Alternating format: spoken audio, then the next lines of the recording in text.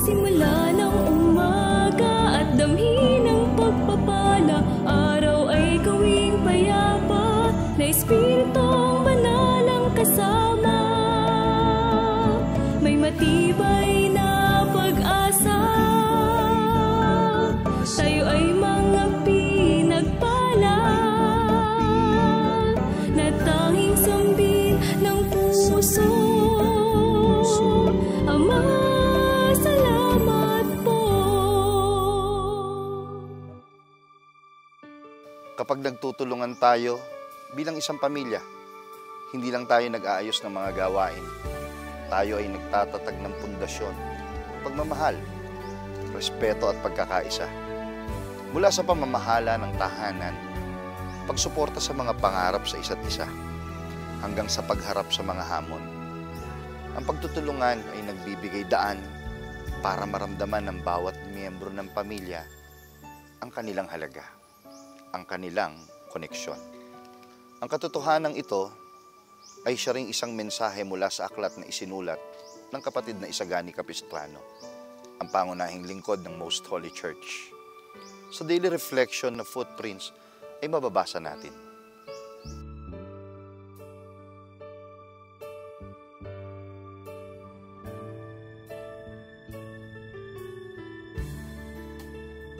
Yet the righteous will hold to his way, and he who has clean hands will be stronger and stronger.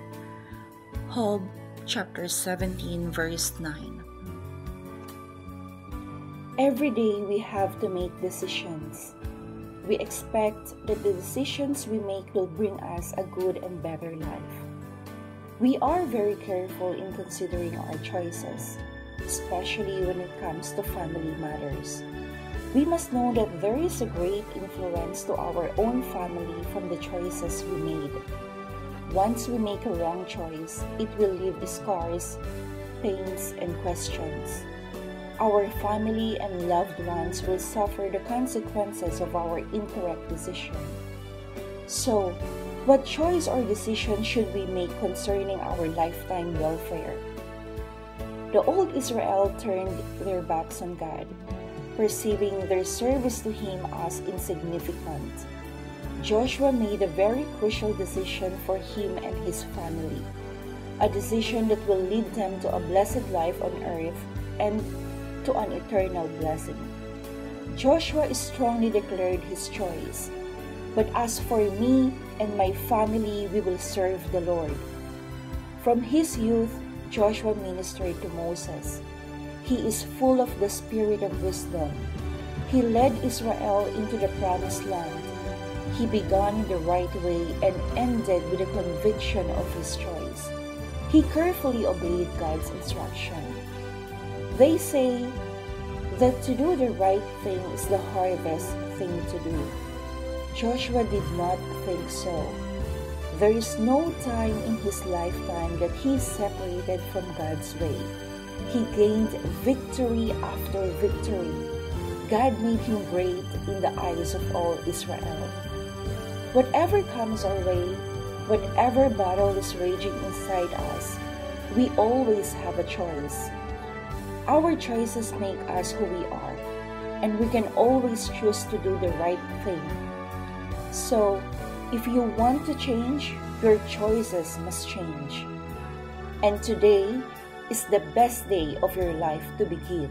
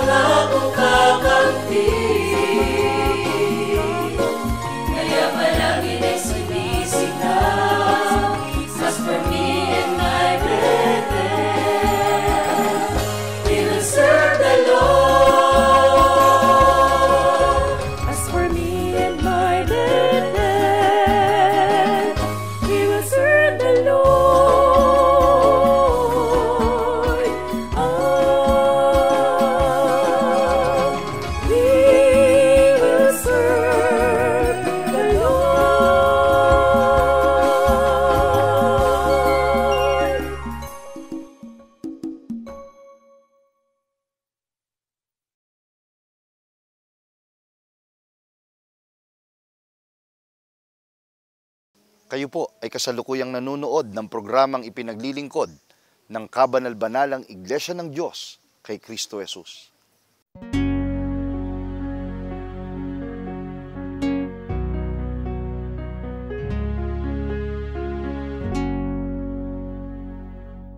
Sa pagkakataon po na ito, tatalakayin sa atin ang mga masaya at praktikal na paraan para paigtingin pa ang pagtutulungan sa loob ng tahanan. Magbabahagi po ng mga totoong kwento at magpapakita kung paano ang pagkakaisa ay nagdudulot ng mas masaya at mas makabulang buhay pamilya. Kaya tara, tanggapin na po natin ang ating Elder Jem para sa segment na Gabay ng Pamilyang Kristiyano.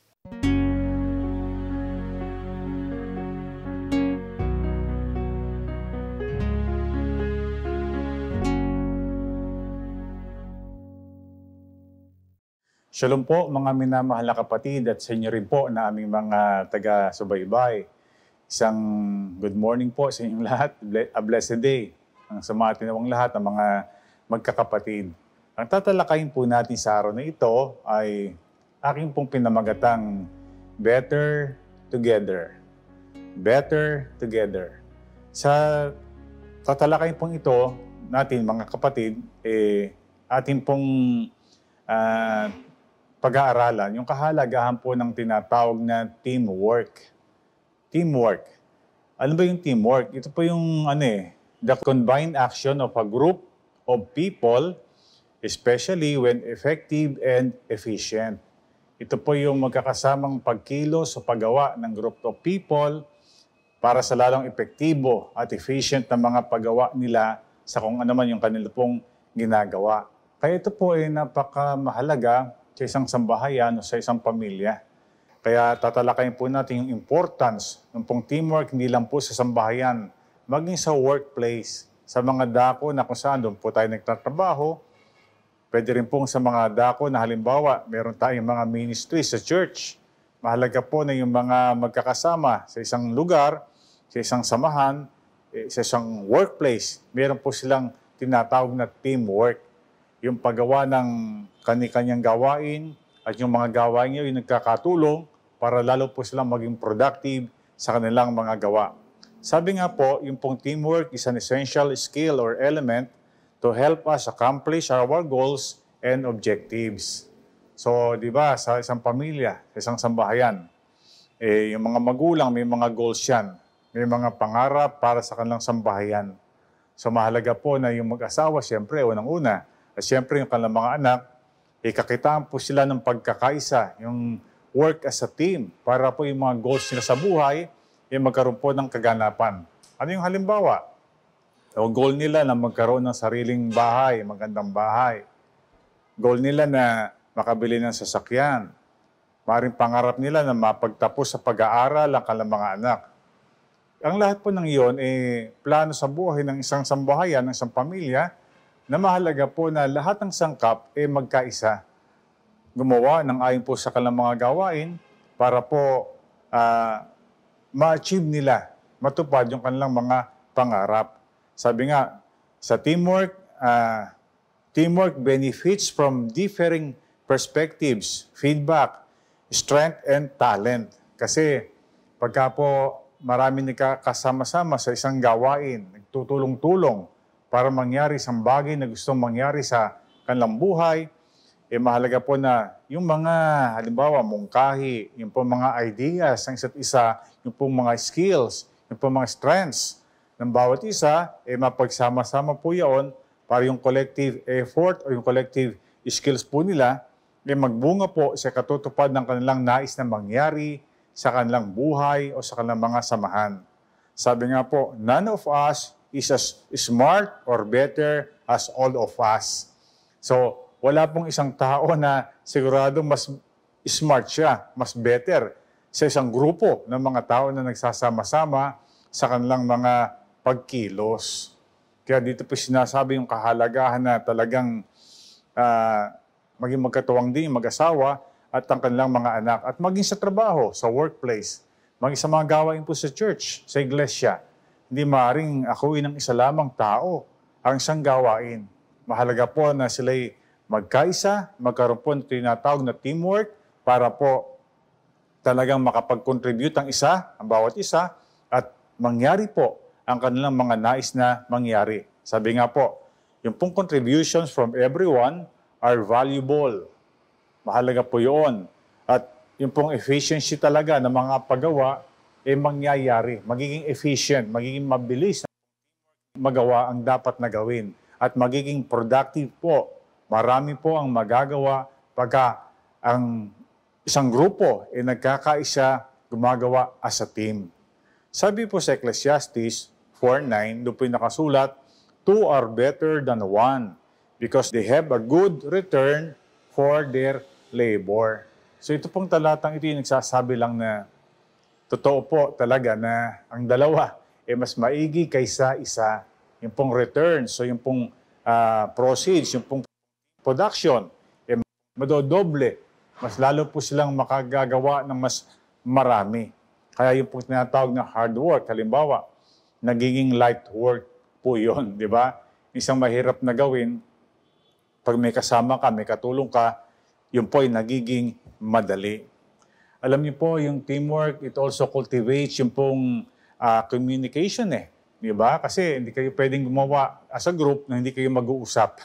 So, nadidevelop po yung communication between spouses sa mag-asawa at between parents and their children. At sa ating pong workplace din, di ba? May boss tayo, may mga co-workers tayo. Sa ating church, meron tayong kasamang kamanggagawa. Mahalagang nagkakausap po tayo, nagkakaintindihan, at nadidevelop po yung communication. Nakukultivate po ang ating pagsasama-sama at lalo po tayo nagiging close sa isa't isa. Di po ba? At yun po ay nag-build up ng strong work relationship.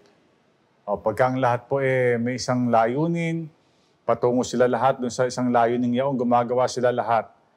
Nag-build up po yan ng relationship. Yan po nadidevelop talaga yung pagkakaibigan, yung pagdadamayan, pagmamalasakitan. Sapagkat meron silang common goal At nagkakaisa lang itaguyod yaon. Sa kanilang effort, ginagawan lang lahat para sa ikatutupad ng kanilang mga goal, ng kanilang mga desires o mga pangarap. Sa Ecclesiastes 4:10, ito po ang sinasabi. If either of them falls down, one can help the other up, but pity anyone who falls and has no one to help them up. Ito po'y kasunod lang po na talata. Kaawa-awa kayo isang tao na pagka nadapa siya, bumagsak, walang tutulong sa kanya para siya makatayo. Di po ba? So, dito po sinasabi na talagang napakamahalaga na meron tayong kasama. Kaya yung pong kasabihan na, no man is an island. Napakatotoo po nun. A man cannot live alone. Pwede po siyang mabuhay mag-isa, pero hindi po siya makasusumpo ng kapayapaan, ng kaligayahan, sapagkat tayo pinilikha ng Diyos to love and serve one another. Sabi po ni Mr. Henry Ford, isa po sa mga nakaimbento ng kotse, sabi po niya, coming together is a beginning. Hindi po pagsasama-sama. Magandang simula yan.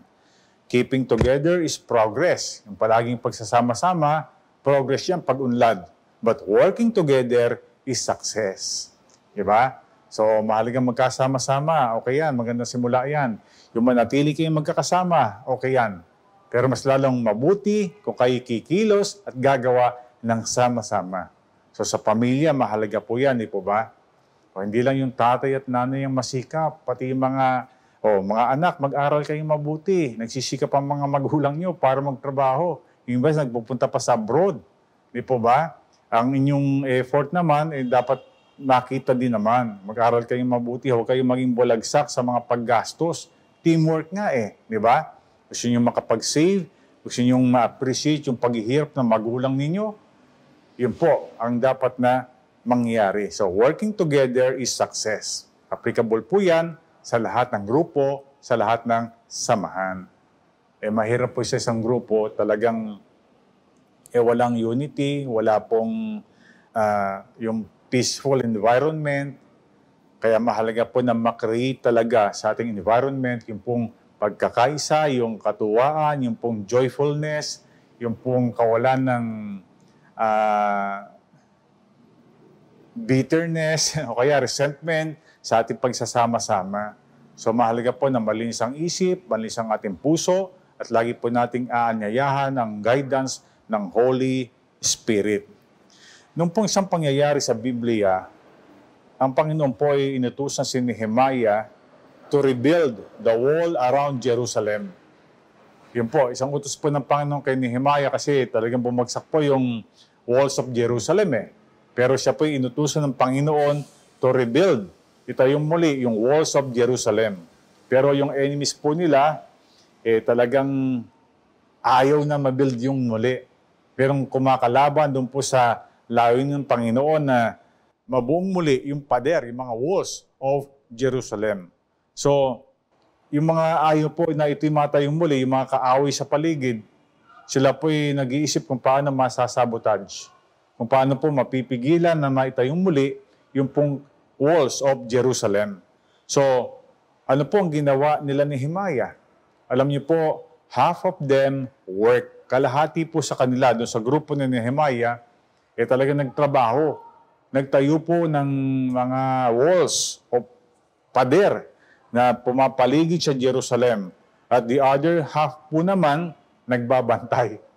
Binabantayan po nila na baka sumalakay po yung mga tao na gustong isabotage o gustong hindi mangyari yung plano ng Panginoon sa Jerusalem. So, doon po pinakikita yung teamwork. Hindi po pwede na yung mga workers lang at wala po yung magbabantay sapagkat mawawalan ng kabuluhan yung ginagawa nila kung sila po'y sasalakayin ng mga taong nakapaligid na ayaw matayo yung walls of Jerusalem. So kailangan po ng bantay, ng gwardiya para makita kung may aatake at magsasabotahe ng kanilang mga ginagawa. So yun po ang isang halimbawa ng teamwork na nakasulat po sa Biblia. Alam niyo po, a group becomes a team when each member is sure enough of himself and his contribution to praise the skills of the others. Ito po mahalagang taglay ng lahat ng kasama sa grupo. Yung bang alam po niya yung kanyang contribution. Mali ito, malaki man yun, mahalaga, alam niya nagko-contribute siya. At wala pong sense of envy o jealousy sa kanyang kalooban. Kasi you are working as a group Ang tagumpay ng grupo, tagumpay ng lahat. Kaya kung meron kang laang gawang ibinigay sa iyo, mahalaga magawa po natin ito ng mabuti.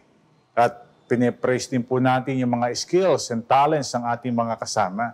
Kasi alam nyo, minsan sa may mga grupo, nagkakainggitan. Di po ba? Parang iba, gusto sila sikat palagi. Hindi po ganoon. We should appreciate our skills, our talents po, our gifts, nagbigay po ng Diyos.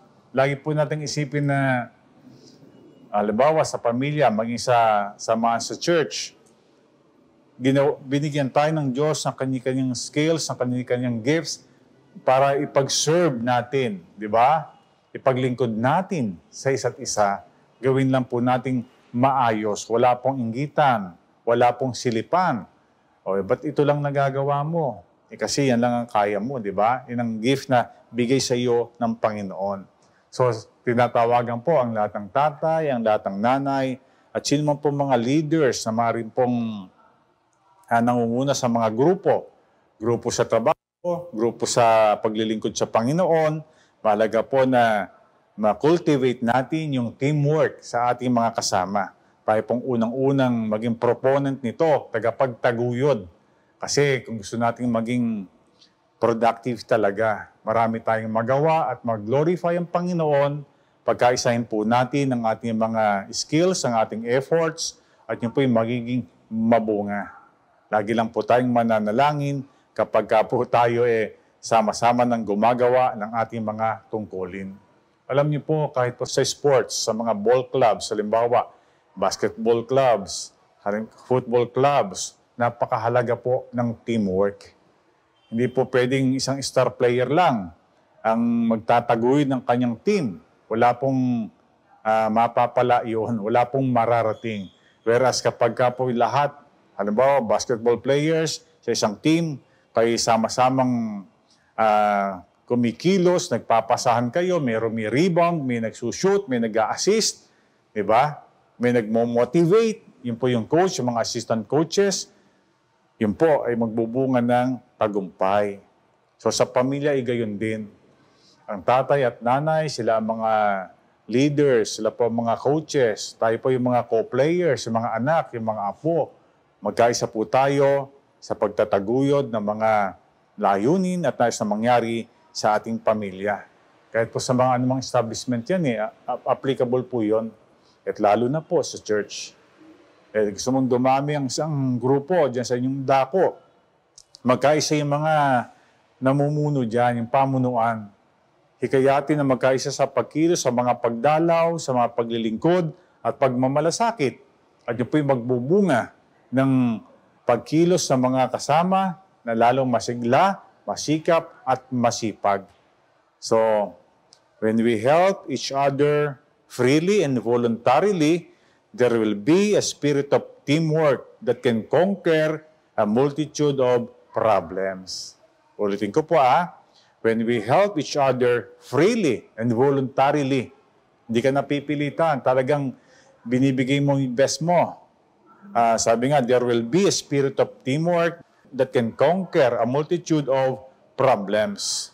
At pag-uusapan naman po natin yung para sa kapakanan ng pamilya, ng isang sambahayan, meron po akong nabasa, ito pong sinasabi. The greatest marriages or families are built on teamwork. Hindi pong mga nagtagumpay na pamilya, nagtagumpay na pagsasama bilang mag-asawa, those are built on teamwork. Sila po nagawa, nangyari dahil sa pagkilos as a team. A mutual respect, a healthy dose of admiration or inspiration, and never-ending portion of love and grace. Yun po yun. Lagi kayong magkaroon ng respeto sa isa't isa. Lagi kayong magkaroon ng healthy dose of admiration. Talagang i-admire mo ang asawa mo, mapalalaki, yung lalaki mong asawa. Siyempre, i-admire ng mga misis yan. Yung mga lalaki naman, i-admire mo yung mga talents ng asawa mong babae. Di ba? Ang asawa mo. At maging yung mga anak. A healthy dose of admiration. Huwag po yung laging kahinaan, kapintasan ng ating mapupuna o mapapansin. Encourage po natin yung positive outlook sa ating pagsasama-sama bilang pamilya. At sabi nga po sa uli, a never-ending portion of love and grace. Huwag po nating pagsasawang mahalin ang ating asawa, ating mga anak, at kayong magkakapatid gayon din. Huwag po kayong magsasawang mahalin ang kapatid ninyo. At minsan nagkakagalit kayo, di ba? Nagkakaroon ng frictions. Huwag yung pagsasawang mahalin ang inyong mga magulang. At ang sino man pong kasama natin sa grupo, at yung pong grace, yung pong pag-apply ng grace sa isa't isa, yung bang undeserved favor. Kasi minsan tayo magbibigay lang ng favor sa mga tao na alam nating mababait, di po ba? O kayo nakagawa ng mabuti sa atin. Pero we should also serve or give grace to others. Kung paano tayo naging graceful ang Panginoon sa atin, talagang binigyan niya tayo ng mga pagpapala at kabutiang we do not deserve. But because of His grace, binigay niya sa atin. Ibigay din po natin yon sa isa't isa, sa ating kasama. Kung magkamali, patawarin mo, bigyan ng pagkakataon. Kung may mga kapintasan, ating pong tanggapin, ating pong unawain. At patuloy po tayong gumawa sa kabubuti ng ating sambahayan, ng ating grupo, maging doon po sa ating mga katrabaho. So sana po mga kapatid, ang mga paalalang ito may apply po natin sa ating buhay. Tayo bilang magkakasama sa isang pamilya, at kung meron tayong mga kasama sa iba pang mga bahagi o aspeto ng ating buhay, mahalaga po ma-cultivate yung tinatawag na teamwork. So sa huli po, patuloy po nating sinasabi na lagi tayong maging masaya. Ano man ang mangyari sa ating buhay, anong po ang sitwasyon, we must always rejoice. Huwag po tayong titigil, lagi po tayong mananalangin. Ano man ang dinaranas po natin, ano man ang mang-aring mangyari o nangyari, dumalangin tayo palagi sa Panginoon. Pananalangin ng pagpapasalamat at pagkilala sa Kanyang kabutihan. At mahalaga rin po, lagi tayong maging mapagpasalamat. Salamat at meron tayong asawa, meron tayong mga anak. Salamat meron tayong ka-teamwork sa ating mga gawain sa church, maging sa ating workplace. Salamat sa Panginoon na talagang siya namang ating pangunahing teammate, di po ba? So sana po, iyan po ang ating kabanal-banalang pananampalataya na dapat po nating panghawakan. Sana ipagpala ito sa ating Panginoon, magmula ngayon at magpakailanman. Maraming salamat po sa inyong walang sawang pagsuporta sa ating pagtatanghal. Nawa'y naging isang inspirasyon ito at nagsilbing simula ng isang tunay na pinagpalang araw para po sa inyo. At bago natin tuluyang isara ang programa, nais ko pong ilaan ang sandaling ito upang ipanalangin kayo, pati na ang lahat ng sumama sa atin ngayon. Hilingin po natin ang kanyang paggabay, kalakasan at karunungan sa pagharap natin sa araw na ito. Ipanalangin natin siya ang manguna sa ating bawat takbang at punuin ang ating mga puso ng pag-asa at kapayapaan. Manalangin po tayo. Panginoon naming Diyos na makapangyarihan sa lahat, Ikaw na araw-araw ay nagmamalasakit sa aming mga buhay dahil tinatanggap namin araw-araw ang mga tunay na pagpapala na nagpapaginhawa ng aming mga kalooban. Ipinaabot namin sa iyo ang aming mga pagpapasalamat mula sa pagtitiwala mo, mula sa pagsuporta mo upang ipagkaloob sa amin ang mga kaalaman alang-alang sa pangangailangan ng aming kapwa. At sana tunay na tinanggap nila sa kanilang puso ang pagpapala ngayong araw na magiging guide sa maghapon ng kanilang pamumuhay. At ma-share po nila ito sa lahat ng kanilang kakilala, lalo na po sa kanilang pamilya.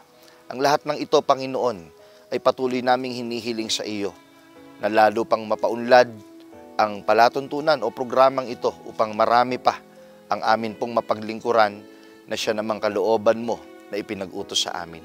Sumasampalataya kami, tatanggapin naming lahat ng aming mga viewers ang pagpapala sa maghapong ito.